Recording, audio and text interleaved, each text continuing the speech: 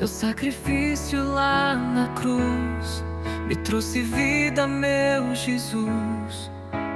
Posso cantar, liberto sou. Eu sou livre para adorar.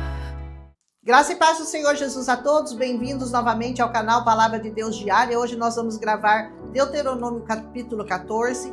Eu vou insistir para que vocês não esqueçam de deixar um like, apertar aquele joinha que fica aí pertinho de você e fazer um comentário no final, é claro, se você gostou. Se você puder compartilhar com outras pessoas, ou se você é um novo inscrito aqui, não esqueça de ativar o sininho das notificações para que você diariamente receba um novo estudo, mais um dia, mais um capítulo dessa palavra poderosa, transformadora, essa palavra que não nos deixa ser enganados. Amém? Hoje nós estamos aqui falando de animais imundos e marcas nos nossos corpos. E por que o Senhor estava dando essa orientação?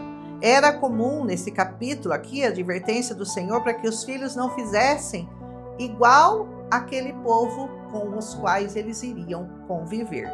Então, que eles não se ferissem, que eles não fizessem calvície nenhuma entre os olhos pelos mortos. Versículo 1. Essa advertência justamente era porque os cananeus, eles lamentavam seus mortos com vários tipos de ações contra seu próprio corpo. Inclusive, eles arrancavam o cabelo com as mãos. Você já ouviu alguém falar assim que está arrancando os cabelos? Pois é, essa expressão, essa atitude não é nem para ser cogitada entre nós, os filhos. Essas práticas pagãs, elas são abomináveis. Então, não fazer marcas nos seus corpos, não se cortar. Eu entendo também que aqui você pode dizer que a tatuagem entra nesse mesmo capítulo, porque é uma marca que você está fazendo no seu corpo. E o Senhor fala, não entra nessa, não copia não imita esses pagãos, não imita essas pessoas que não conhecem a palavra. Seu corpo é perfeito e maravilhoso com a pele que o Senhor te deu, você não precisa marcar ela. Eu costumo dizer que é como se você pegasse uma Ferrari, que é maravilhosa, e fosse lá e fizesse um risco, escrevesse lá amor na Ferrari, estraga toda a lataria. Você faria isso numa Ferrari? Acho que não. E o seu corpo, quanto vale? Não vale muito mais que uma Ferrari? Então você não vai fazer isso no seu corpo, você não vai marcar o seu corpo. O Senhor não nos autorizou a fazer isso. Amém? Cada um é livre para tomar suas próprias decisões, mas eu tenho para mim que não é uma boa ideia. Nós somos um povo peculiar, nós somos um povo escolhido, nós somos separados para sermos santos entre todas as nações da terra. Versículo 2, as pessoas têm que olhar para você e têm que ver a diferença entre o que serve e o que não serve ao Senhor. E aqui Deus volta a falar sobre animais imundos. Lembra que nós já falamos sobre isso? Um estudo bem profundo lá em Levítico 11?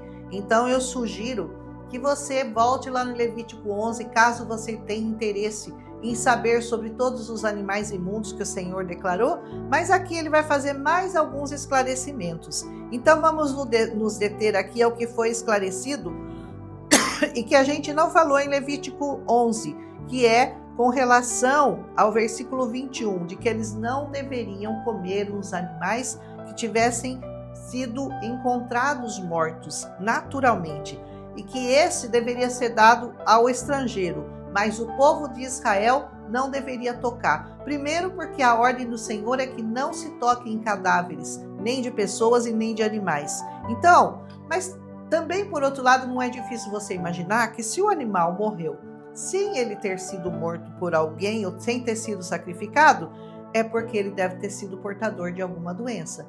E certamente essa doença pode passar para você. Então, é uma coisa sanitária.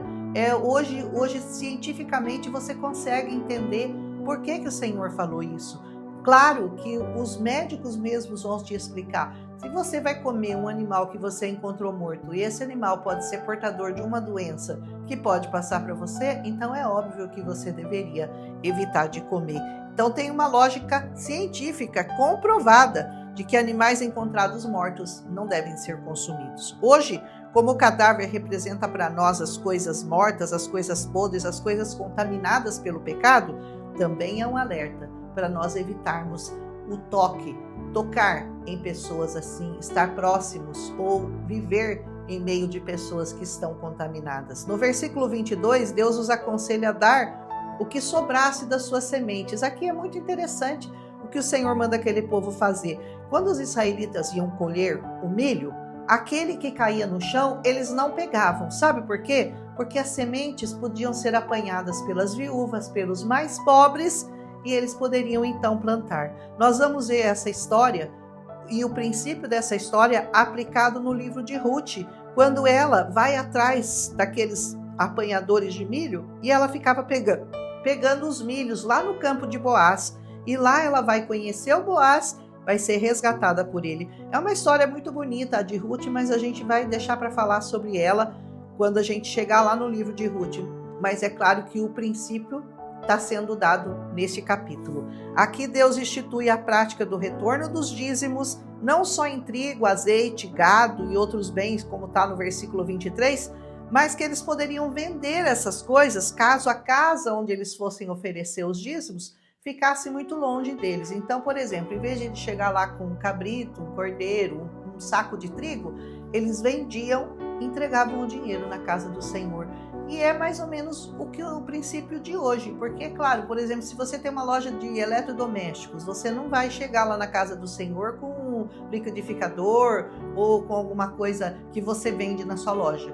Não, você vai vender, você vai dar a porcentagem que é do Senhor, devolver na casa do Senhor. Então, quando Deus dá essa possibilidade a eles de vender o que eles trariam para a casa do Senhor em dinheiro, que mais tarde para nós vai ser o padrão.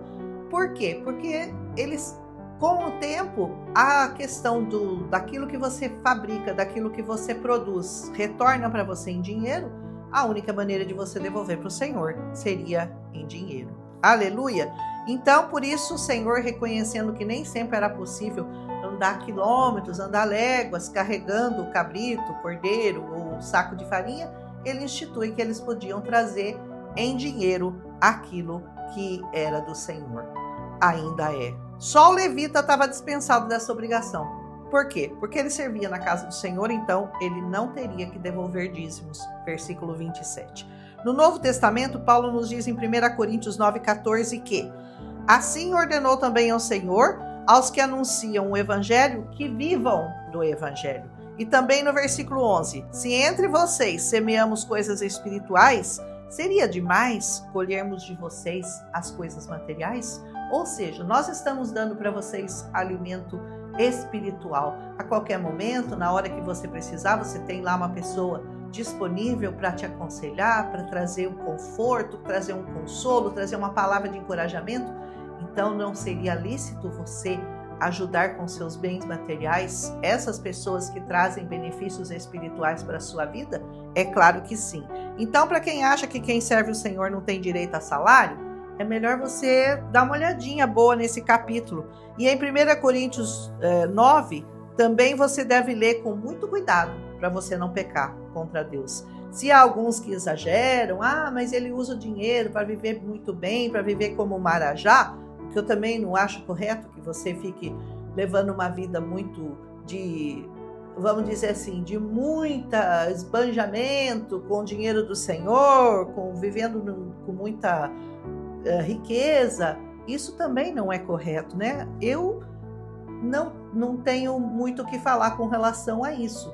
Eu creio que você tem que observar, você tem que conhecer os seus líderes, você tem que confiar nos seus líderes e você tem que conhecer e entregar os seus dízimos sem medo de errar. Eu asseguro que Deus é galardoador daqueles que o buscam, como diz Hebreus 11:6. Então você entrega sem medo e se aquela pessoa usar indevidamente, o problema já não é seu. Certamente Deus irá te recompensar não só por dízimos, não só por ofertas, mas por causa da sua oração, pela sua meditação na palavra, por buscar conhecê-lo mais e mais a cada dia, pelo seu louvor, pelo seu jejum, por tudo, enfim, que você fizer em favor da causa do Senhor nesta terra. Então não se canse de buscá-lo, não se canse de conhecê-lo. Cristo é justo, fiel, verdadeiro com aqueles que buscam verdadeiramente a Ele em espírito e em verdade. Aleluia! Então dê a Ele 1 hora do seu dia, 2 horas do seu dia. Normalmente eu dou amanhã para o Senhor, porque hoje eu posso, claro, aposentada, eu não tenho mais um problema de ter que sair para trabalhar. Então eu procuro dedicar toda a minha manhã ao Senhor. E eu estudo essa palavra, depois eu faço a gravação, eu monto aqui todo o meu aparelho para poder gravar para vocês, luzes e microfone. Não é tão simples assim como vocês podem pensar, né? Mas é importante você dedicar um tempo da sua vida para você meditar nessa palavra. Eu não digo para você fazer como eu, que eu posso, né, dedicar a manhã toda ao Senhor, mas você dedicar pelo menos 1 hora do seu dia, não custa nada ouvir essa palavra. Eu tenho provado do Senhor, eu tenho provado o quanto Ele é bom, e eu vou dizer aqui, que quanto mais eu conheço, mais eu tenho convicção de que Ele pode e Ele quer mudar a sua vida, a minha vida, a nossa vida. O último versículo desse capítulo diz: faça tudo isso para que o Senhor teu Deus possa te abençoar em toda a obra das suas mãos. Você tem que abrir essa porta para o Senhor na sua vida, para que Ele possa entrar livremente nela e te abençoar. Se você fecha as portas para o Senhor, se você não dá tempo ao Senhor, se você não dá louvor ao Senhor, se você não devolve nada do que você ganha ao Senhor, como que o Senhor vai poder achar uma portinha aberta na sua vida para poder te abençoar? Então, fica pensando bastante nessa palavra com relação a isso, e se você não concordar, fique à vontade, amém? Você vai discutir com o Senhor, com a palavra dele, não é comigo não, tá bom? Um abraço em Cristo Jesus, amanhã a gente volta com o capítulo 15, aleluia, um abraço. Teu sacrifício lá na cruz me trouxe vida, meu Jesus. Posso cantar, liberto sou. Eu sou livre pra adorar.